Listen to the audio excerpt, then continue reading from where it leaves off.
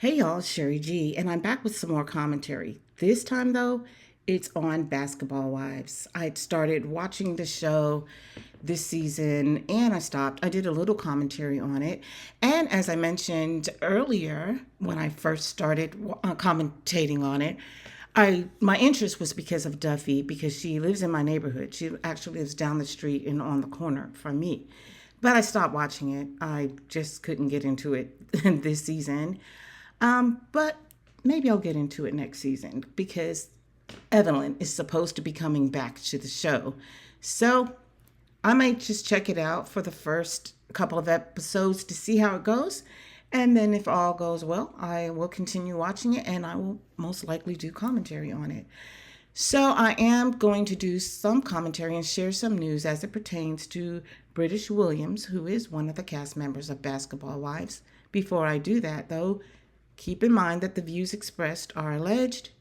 It's for entertainment purposes, it's of opinion, and all that jazz. If you haven't done so, like the video, subscribe to the channel, and hit the notification bell. So, yes, as we know, British was in trouble because of a lot of wire fraud and all sorts of fraud. Well, it looks like she actually pled guilty and she's waiting to be sentenced in August. So let's go ahead and talk about what actually happened as far as what she's pled guilty to. It said that she pled guilty Wednesday to 15 felonies, including pandemic fraud schemes. The frauds she pled guilty to amount to somewhere in the amount of $446,000 in stolen funds. So, reading this article, and shout out to one of my subscribers. I'm not going to name her because I don't know if she wants to be named, but she shared this with me. So, shout out to her. She shared an article with me from KMOV4, and so that's where I'm reading this information from. So, Williams, 33, pled guilty to 5 counts of misuse of Social Security number, 4 counts of bank fraud, 3 counts of making false statements to the IRS, and 3 counts of wire fraud.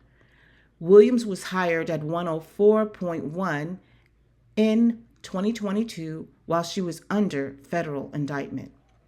The U.S. Attorney's Office for the Eastern District of Missouri said in a press release that Williams admitted underreporting her income on recent tax returns and falsely claiming a niece and nephew as dependents.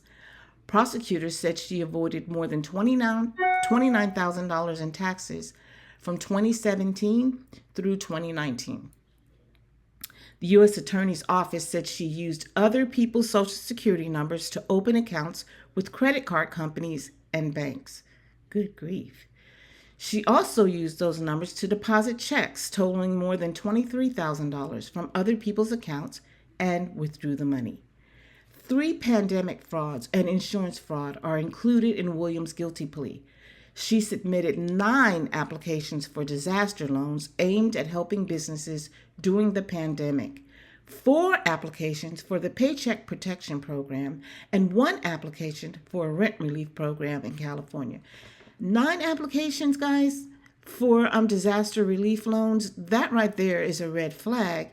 I don't know what she was thinking. 1 is bad enough, but 9? Anyway, I digress. The police says she used $144,000 in government loans for her personal lifestyle.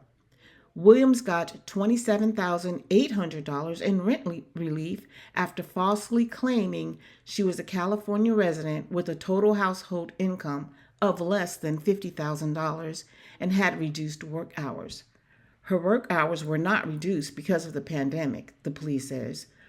Also, her rent was reimbursed by the network that produces Basketball Wives, a TV show that she was featured on.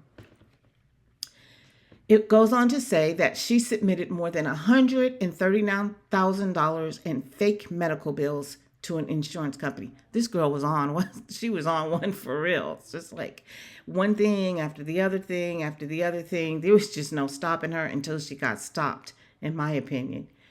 Williams has not filed annual tax returns since she was indicted in October of 2021.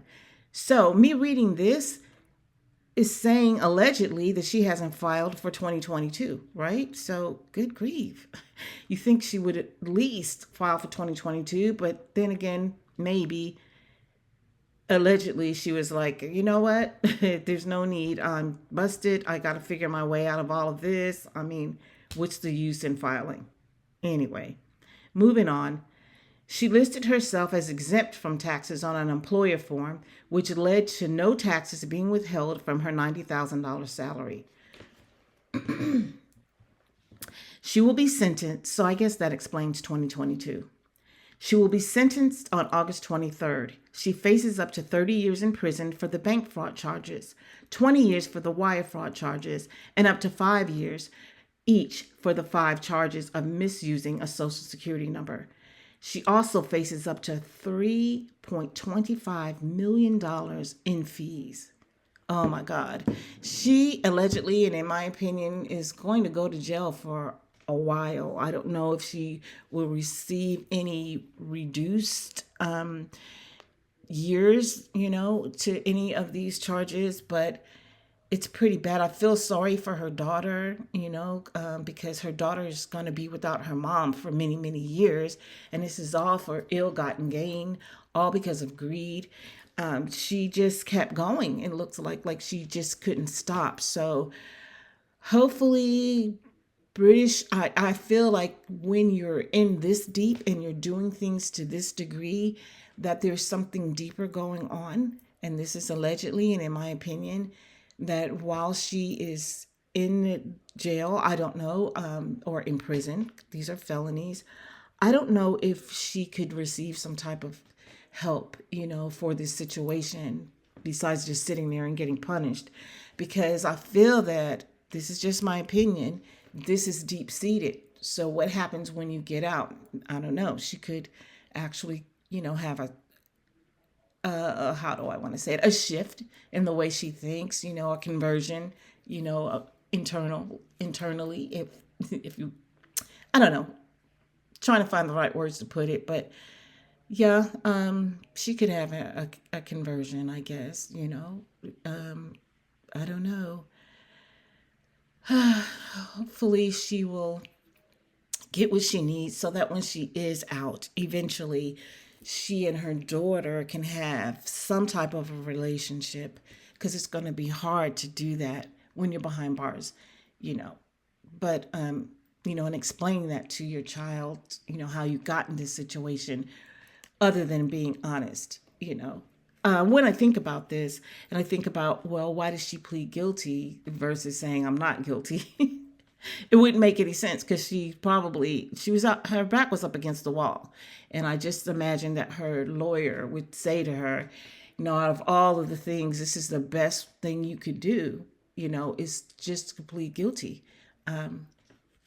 So anyway, it's kind of shocking. It's disheartening. It's sad. We watched the show. I watched the show a little bit, like I said, up to the point where she actually had the ankle bracelet on. I watched it. I didn't. I watched the reunion, but I didn't watch it. So to actually do commentary on it, because like I said, I really couldn't stomach Jennifer's voice, for one, really gets on my nerves.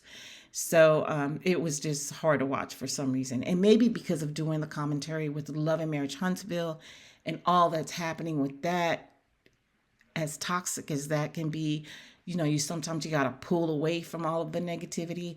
So that's why I think I wasn't really that tapped into Basketball Wives.